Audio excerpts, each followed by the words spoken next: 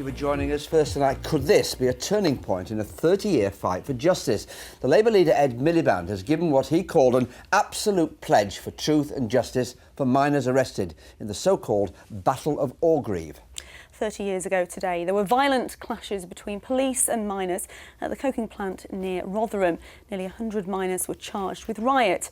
2 years ago, the BBC revealed that police statements had been manipulated. Now, we'll hear from Mr Miliband shortly, but first a reminder of the events from a miner and a policeman.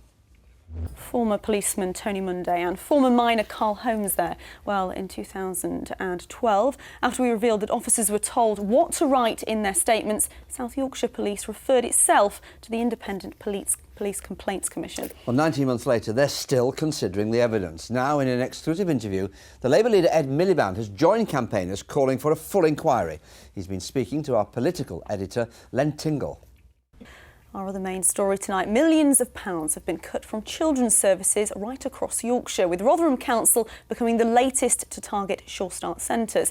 Harry has the details for us. Harry. Keeley, thanks for that. Today, it decided the Rotherham Council said it was being forced into closing centres because the government had reduced the amount of money local councils get. On average, 3 centres are closing each. Later on, look north. A heartfelt plea for a young boy's dog. Peaches the pug was taken from a family home in Batley. His 7-year-old owner is desperate. Let's see if we can reunite Ellis with Peaches the pug. If you know anything, let us know.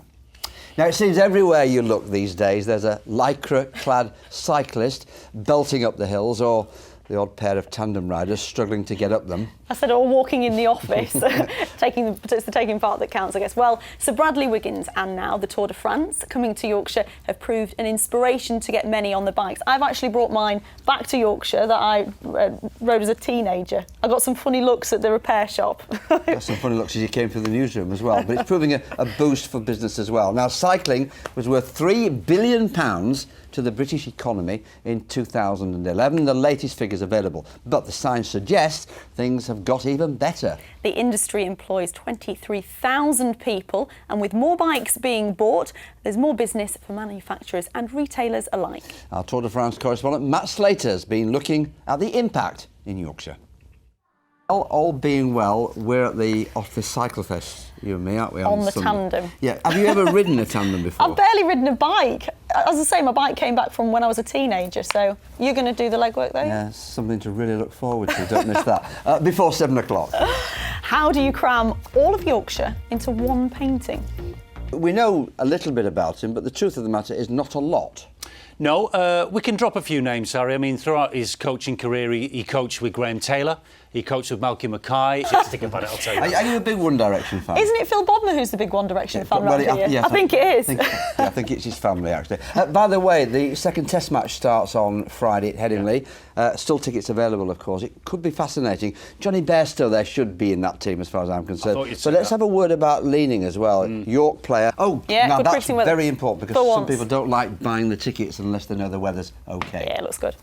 Now, an artist from North Yorkshire who's been given the title of the official artist of the Tour de France Grand Depart has been showing off his unique painting depicting the big event. Alistair Colley from Paisley Bridge near Harrogate spent months researching the event and has captured Yorkshire's beautiful scenery and well-known landmarks. Ian White has been to meet him.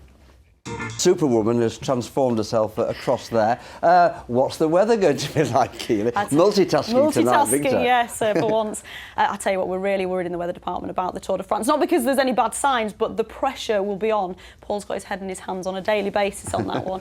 Let's take a little look at some photographs before we Fahrenheit. On Friday, a similar story, brightening up with some spells of sunshine, dry for Saturday and Sunday. Our bike ride looks like it should be mostly dry. Hopefully some sunshine, Harry. Hope so, Keeley. Could you sweep the floor before you go? And then don't forget, of course, if you come back tonight at 10:25, I consider that to be a decent day's work. A decent shift. I'll see you there, Harry. We'll see you later on.